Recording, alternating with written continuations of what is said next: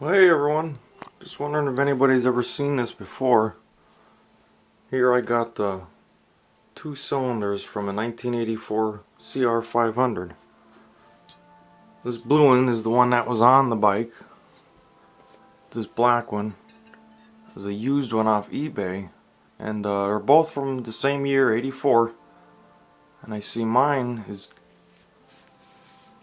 has one less fin on it, on the bottom here. See, the other one's got an extra fin.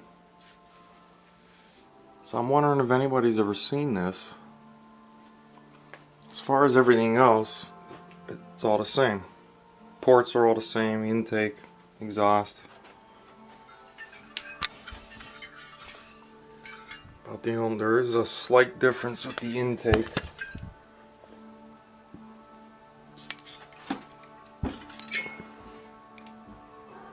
On mine,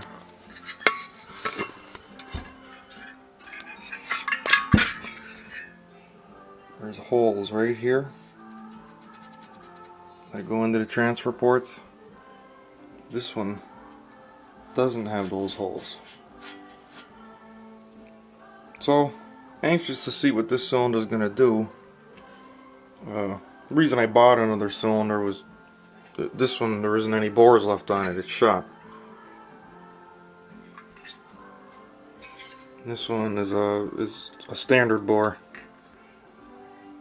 Can't buy this cylinder brand new anymore, and I happened to find one with a standard bore on it on eBay, so I bought it. It's actually got a broken fin on it. Better figure, hey, it ain't gonna hurt nothing because my old one is missing all the fins on the bottom.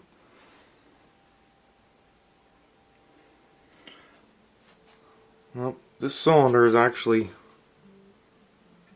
this bore is about 7 years old. I've been riding this bike with no problems. I usually run about 32:1 oil mix, pre-mix, which is pretty rich. It's a lot of oil, but that's all the carbon that this piston has on it. After 7 years of 32:1 of I don't know, Walmart oil. I never bought like fancy Yamalube or nothing. So hey, I guess it works. I'm gonna keep running that. Here's the cylinder, or head. Well, absolutely no carbon buildup at all on that. It's a little dark coloring, that's about it. And it doesn't foul plugs. Ran the same plug for 7 years. Never foul one. It'll idle all day. Hit the gas and it goes again. But the real reason I tore this motor apart was kickstart boss. It broke. This is the center case, the right side center case. And right here there's a boss that sticks out for the shaft that goes through. And it cracked. It cracked all the way up here. The boss itself was all broken away, so I machined a hole through it. I'm going to turn a piece of aluminum that'll fit in here and stick out to about where the boss was, and then I'm going to have it all welded up and fix the crack. I'm not sure. I've had this break many times over the 7 years I've had this bike, and I was using, it never broke this badly. I was using alumiloy. If you've ever heard of it, they come in rods. You heat it up with a torch, regular propane torch, and it's almost like solder. It worked. It would probably crack like once every 3 years. It would crack. I'd have to re-solder it up. But this time it finally, it really broke. There was no fixing it. It just kind of exploded out of there. So I'm not sure if I'm going to alumiloy it, or maybe I'll take it to a real TIG welder and have them TIG weld the new plug in.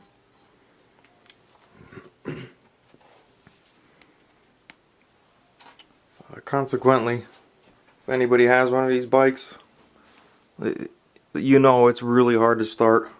Even when everything's running perfect, they're hard to start, these 84 500s. This is a kickstart off of an 85.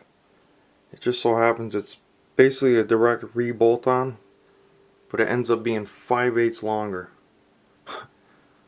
Which 5/8 doesn't seem like much, but basically you want everything you can get to make it a little bit easier. I even put a compression release in this cylinder, my old one, which honestly it didn't help that much. It wasn't worth the work of putting it in and having an extra hole in the cylinder. It really wasn't worth putting it in. It didn't make it that much easier. That's why I have two spark plugs in my head, because this second plug is just a plug now to plug the hole that I put in there, because I tried a compression release there and it just didn't work at all. So when I bought the cylinder off eBay, I also bought the head that came with it, which the head is identical to my old one, just the cylinders are a little different.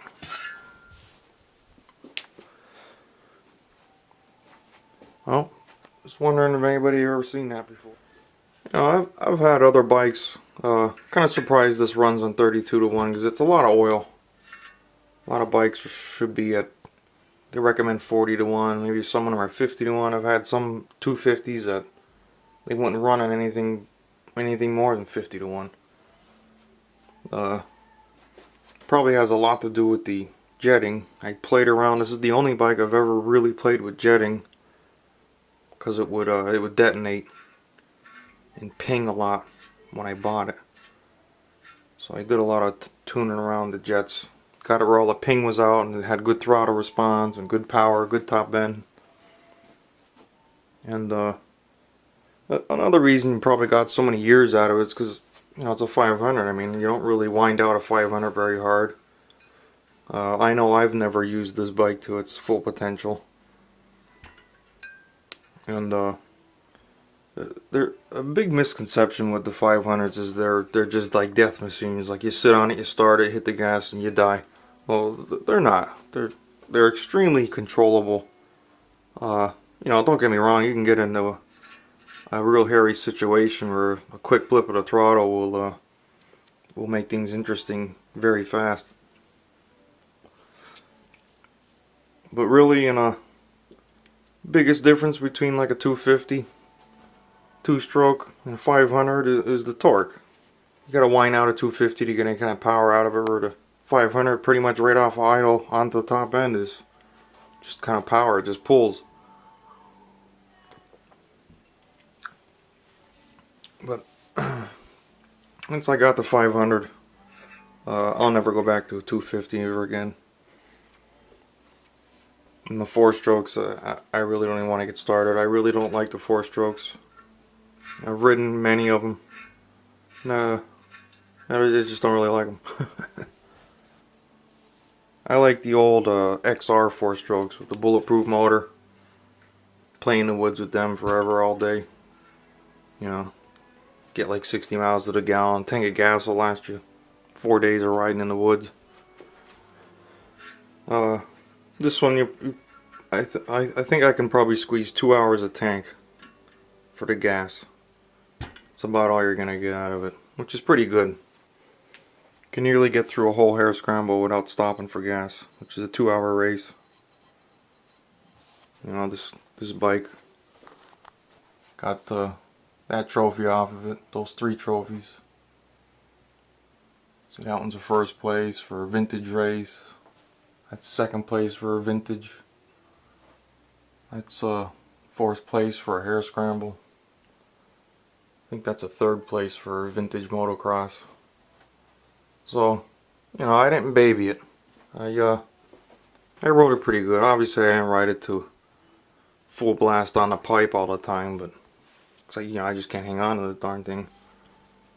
But I didn't baby it. Got 7 years out of it and ongoing. You know, I honestly, once I fix that kickstart, I could throw this cylinder and piston back in and just keep riding. But I figured since I got it apart, I'll rebuild it. I'll freshen it up. then it'll be done for another 7 years more.